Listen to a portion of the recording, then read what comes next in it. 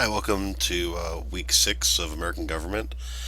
This week we are actually going to finish up looking at the structure of our system. So we're going to finish by looking at the courts. And this is often an overlooked part of American government. One important aspect that I think you should understand is that the court system is where we determine what is and what's not constitutional. So, in listening to political discourse, you often hear, the argument that a certain action or behavior is unconstitutional, and in reality, that's up to the courts to decide. It's not really up to a senator or a congressman or your neighbor on the street. When you're having a political discussion, it all gets down to the courts. And so you'll often hear, like I said, people get to their interpretation of the Constitution, and that doesn't really matter. What matters is how the courts interpret it. So we're going to get into that section of the book, and there's just one chapter this week, and we're going to actually dive into other parts of the structure of our system and things that I do in my face-to-face class. So we're going to have a constitution on how our votes are counted.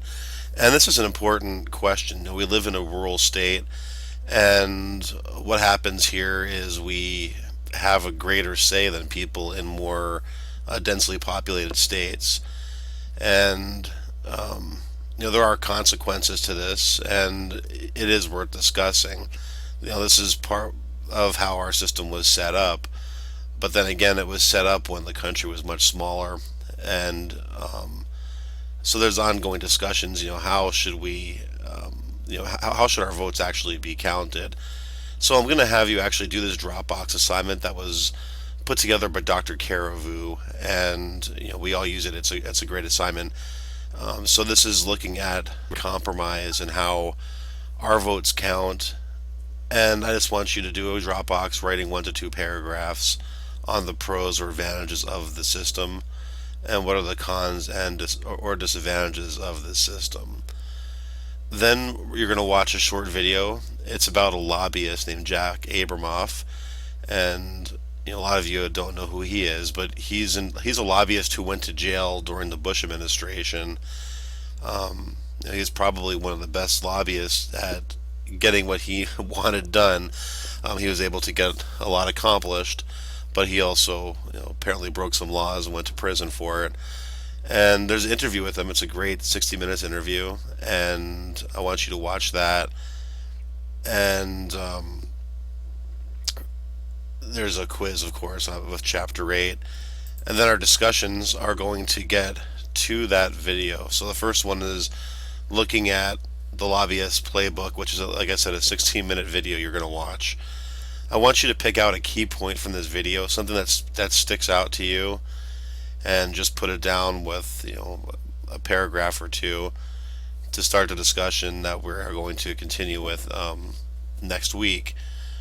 Then I want you to get back to your Dropbox, so make sure you get that done before Sunday at midnight, because I want you to post, would you support switching to a proportional representation system in the United States? Why or why not? And that's going to be a discussion that will go forward. And it's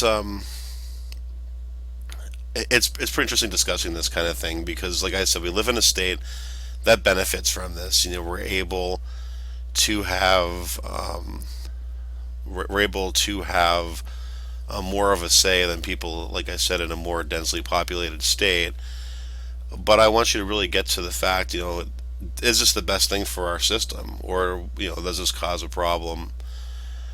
And again, when you discuss this, you have a choice on how much you want to debate with each other. You can choose to communicate with people who agree with you, or if you disagree with other people, you can ask them questions. The idea of this isn't to change anyone's mind, is just to have a political discussion.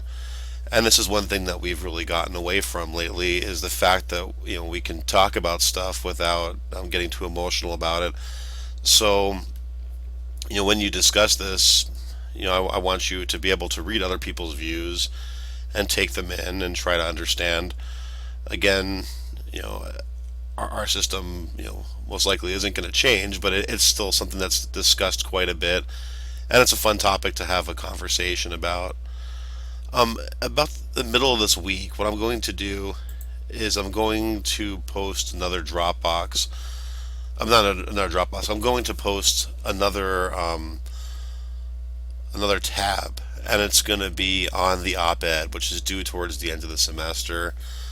But I'm going to give you a head start on doing that, and everything I post in that tab will be expanded at the end of this week. But I want to give you a head start on getting that written.